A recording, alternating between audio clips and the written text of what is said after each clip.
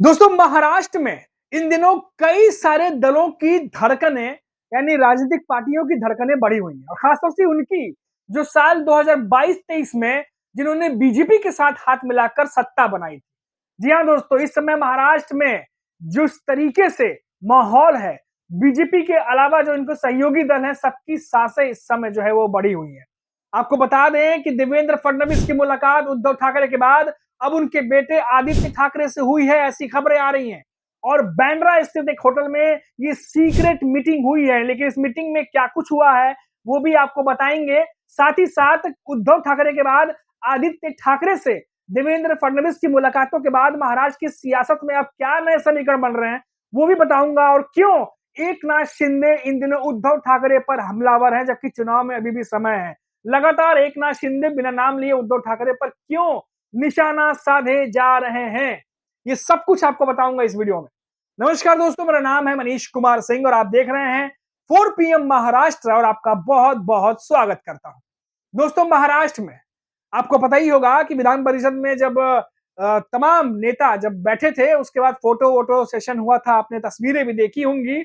उस दौरान देवेंद्र फडणवीस ने मजाक मजाक में एक बात कही थी, हालांकि मजाक था या सीरियस था वो देवेंद्र फडणवीस ही जानते होंगे, जिसमें उन्होंने कहा था कि साल 2029 तक मेरा कोई चांस नहीं कि मैं विपक्ष में बैठूं, लेकिन आपके लिए संभावनाएं हैं तो आप आ सकते हैं। अब जैसे ही ये बयान देवेंद्र फडणवीस ने दिया, महाराष्ट्र की सियासत में एक एक करके कुछ घटनाएं ऐसी घटित हुई हैं जिसकी वजह से एकनाथ शिंदे और अजीत पवार की एनसीपी दोनों की धड़कनें बढ़ी हुई हैं। आपको बता दें दोस्तों कि उद्धव ठाकरे की मुलाकात देवेंद्र फडणवीस से हुई, उसके बाद 20 मिनट की इस मीटिंग के बाद अब खबर आ रही है कि बांद्रा में एक होटल है, इस होटल में 2 कार्यक्रम थे अलग-अलग, जिसमें एक देवेंद्र फडणवीस को जाना था और एक में आदित्य ठाकरे को जाना था। और करीब-करीब बताया जा रहा है कि ये दोनों उस होटल में करीब 4 से सवा 4 घंटा वहां पर रहे। अब कार्यक्रम में कोई इतना देर तक तो रुकता नहीं है, आप भी जानते हैं कोई भी पॉलिटिकल पार्टी के नेता जब किसी कार्यक्रम में जाते हैं तो 1 घंटा मैक्सिमम करीब-करीब रुकते हैं, लेकिन साढ़े 4 घंटे करीब वहां रुके हैं, ऐसी खबरें आ रही हैं। और तो और दोनों नेताओं के बीच में उस होटल के कैफेटेरिया में मुलाकात भी हुई है। अब इन दोनों के बीच में क्या बातें हुई हैं, क्या नहीं हुई हैं, क्या जो है निकल के सामने आएगा, वो तो हम थोड़ा चर्चा करेंगे उस पर, क्योंकि आदित्य ठाकरे का एक बयान भी आया है। लेकिन आपको बता दें दोस्तों कि इस मुलाकात के बाद अब जो बीजेपी के सहयोगी दल हैं, वो क्यों इन दिनों टेंशन में है। आपको बता दें कि कुछ दिनों से लगातार एकनाथ शिंदे के बयान अगर आप देखिए तो उद्धव ठाकरे पर निशाना साध रहे हैं। कभी किसी संज्ञा से नवाजते हैं, कभी कुछ ऐसे बयान देते हैं जो हम कैमरे पे भी नहीं बता सकते।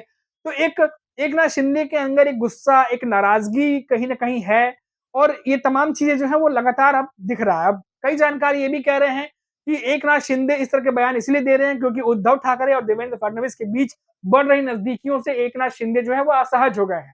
इसीलिए एकनाथ शिंदे 2019 में घटित हुई घटनाओं को बार-बार अपने बयानों में जो है वो बयां कर रहे हैं, ताकि देवेंद्र फडणवीस और उद्धव ठाकरे के बीच में जो 2019 में जो खटपट थी, जो दूरियां थी, उसको बार-बार वो अपने संबोधनों में दोहरा रहे हैं, ताकि देवेंद्र फडणवीस को याद रहे कि उद्धव ठाकरे के साथ उनके कैसे रिश्ते थे। क्योंकि इन दिनों देवेंद्र फडणवीस और उद्धव ठाकरे के रिश्ते पहले से सामान्य होते दिखाई दे रहे हैं। दोनों हंसी मजाक करते हैं, दोनों एक दूसरे को अभिवादन करते हैं, ये सब कुछ दिख रहा है। इन सबके बीच में इसीलिए अटकलें चल रही हैं कि क्या देवेंद्र फडणवीस भारतीय जनता पार्टी और उद्धव ठाकरे के हाथ मिला लेंगे। इसकी वजह जानकारी ये बता रहे हैं दोस्तों, क्योंकि बीजेपी ने पहले भी महाराष्ट्र में सरकार चलाई है और जब उद्धव ठाकरे की शिवसेना के साथ बीजेपी का गठबंधन था उस समय बीजेपी को ज्यादा दिक्कत नहीं आती थी महाराष्ट्र में। लेकिन जब से एकनाथ शिंदे शामिल हुए हैं बीजेपी के साथ में, तब से प्रेशर पॉलिटिक्स बीजेपी को झेलनी पड़ रही है। साथ ही साथ तोड़ मरोड़ की पॉलिटिक्स, समझौते की पॉलिटिक्स कई कई बार देखा गया है कि बीजेपी पर दबाव बनाने की कोशिश की गई है।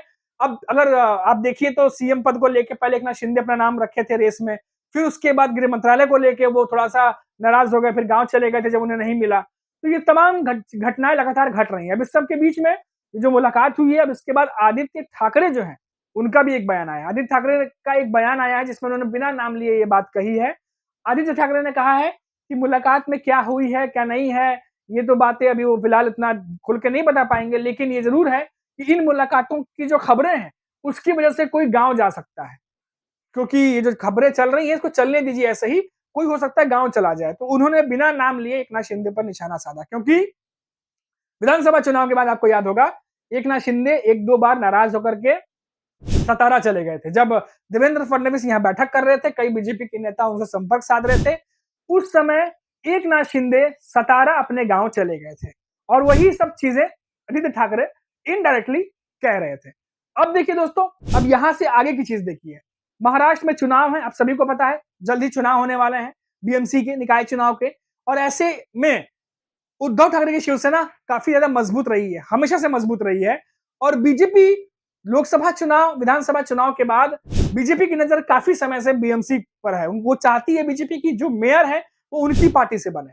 लेकिन कुछ हफ्ते पहले ही हमने देखा कि एकनाथ शिंदे की पार्टी के नेताओं ने पहले से ही ये माहौल बनाना शुरू कर दिया कि इस बार जिसकी सीटें ज्यादा होंगी मेयर उसका होगा, और बीजेपी लगातार ये कोशिश कर रही है कि मेयर उनका बने। तो इसको लेके भी तल्खियां चल रही हैं। पालक मंत्री का हमने आपको बताया था, पालक मंत्री को लेकर के अभी तक जो खींचातानी हुई थी आपने देखा ही होगा। एकनाथ शिंदे की पार्टी की तरफ से कड़ा विरोध जताया गया था जब अजित पवार के एनसीपी और बीजेपी ने अपना मंत्री को पालक मंत्री बना दिया था, फिर वो फैसला वापस लेना पड़ा, बहुत सारी चीजें हुई। अब ऐसे में क्या राज ठाकरे उद्धव ठाकरे की दोनों एक आकर के जिस तरीके से सुर में सुर मिला रहे हैं, जिस तरीके से ठाकरे ब्रदर्स एक होते जा रहे हैं, क्या बीजेपी को यह लग रहा है कि आने वाले समय में नुकसान हो सकता है? क्या उद्धव ठाकरे के साथ लाने की कोशिश इसीलिए चल रही है कि बीजेपी को आने वाले बीएमसी चुनाव में ज्यादा नुकसान न झेलना पड़े, या फिर बीजेपी आने वाले समय में अपना कोई और रास्ता तलाश रही है? क्या एकनाथ शिंदे से उनका मोह भंग हो गया है? जिस तरीके से बार बार नाराजगी खबरें आती हैं, बार बार ये खबर आती है कि एकनाथ शिंदे जो है वो नाराज चल रहे हैं, और तो और जो जोड़ तोड़ की राजनीति है, क्या बीजेपी इससे अब दूर होना चाहती है? बहुत सारी ऐसी चीजें हैं जो महाराष्ट्र में भीतर भीतर चल रही है। हालांकि तीनों प्रमुख नेता कभी मुखर होकर के या पब्लिक प्रेस कॉन्फ्रेंस में, मीडिया प्रेस कॉन्फ्रेंस में अपनी बातें नहीं रखते, लेकिन जो खबरें निकल के अंदर से आती हैं पार्टी के भीतर से, उससे ये साफ जाहिर होता है कि चाहे वो अजित पवार की एनसीपी हो, चाहे बीजेपी हो, चाहे एकनाथ शिंदे की शिवसेना हो, तीनों पार्टियों के बीच में विधानसभा चुनाव के बाद से ही लगातार कभी भी कुछ भी सामान्य नहीं रहा। किसी न किसी चीज को लेकर खींचतान चलता ही रहा है महाराष्ट्र में, किसी न किसी चीज को लेकर खींचतान भीतर बना ही हुआ है। अब ऐसे में जो तस्वीरें पिछले एक हफ्ते से हम लगातार देख रहे हैं कि कभी देवेंद्र फडणवीस से उद्धव ठाकरे मिलते हैं, फोटो सेशन में दोनों साथ खड़े नजर आते हैं, दोनों हंस करके एक दूसरे से मुलाकात करते हैं। वहीं देवेंद्र फडणवीस की पार्टी के बाकी के नेता भी उद्धव ठाकरे से मिलते हैं। उसके बाद आदित्य ठाकरे की भी मुलाकात होती है। हालांकि कई रिपोर्ट्स में ये भी बात सामने आई है दोस्तों, आपको बता दें कि कई मीडिया रिपोर्ट्स में कही जा रही है कि दोनों के बीच में मुलाकात नहीं हुई है, लेकिन दोनों नेता एक होटल में, दोनों के अलग अलग कार्यक्रम थे, वहां मौजूद थे। ये खबर जो है वो निकल के बराबर आ रही है। अब दोनों कैफेटेरिया में मिले हैं कि नहीं मिले हैं, कुछ पब्लिकेशंस इस बात का खंडन भी कर रहे हैं, लेकिन कई पब्लिकेशन ये भी बता रहे हैं, जो खबरें निकल के आ रही है कि दोनों के बीच में मुलाकात हुई है। अब जो लगातार ये मुलाकातें हो रही हैं, ये किसी प्रयोजन से है, महज एक इत्तेफाक है कि देवेंद्र फडणवीस जो है ये प्रेशर डालने के लिए एकनाथ शिंदे पर ये सब कुछ कर रहे हैं। तो बहुत सारी चीजें हैं जो अब यहाँ पर समझने की कोशिश करनी पड़ेगी। या फिर बीजेपी क्या प्रेशर में है? उद्धव ठाकरे और राज ठाकरे के एक साथ आने के बाद जिस तरीके से महाराष्ट्र में एक माहौल बनता दिख रहा है, क्या बीजेपी इन चीजों से सतर्क रहना चाहती है? क्या वो इन माहौल से जो है वो उनको लग रहा है कि अगर ये चीजें आगे और बढ़ी तो आने वाले चुनाव में नुकसान हो सकता है? क्या बीजेपी को ये लगता है कि एकनाथ शिंदे के मुकाबले उद्धव ठाकरे, राज ठाकरे दोनों मिलकर 20 साबित हो सकते हैं जो यहाँ के महाराष्ट्र के लोकल चुनाव में? तो बहुत सारी ऐसी चीजें हैं जो अब राजनेता अपने अपने लेवल पर उसका सर्वेक्षण कर रहे हैं। फिलहाल ताजा अपडेट ये है कि इन मुलाकातों से जो बीजेपी के साथ के सहयोगी दल थे, जो पहले साथ होने की बात करते थे, उनके अंदर जो है धड़कनें उनकी बढ़ी हुई है। फिलहाल अभी के लिए इतना ही। अब देखते रहिए 4 PM महाराष्ट्र। नमस्कार।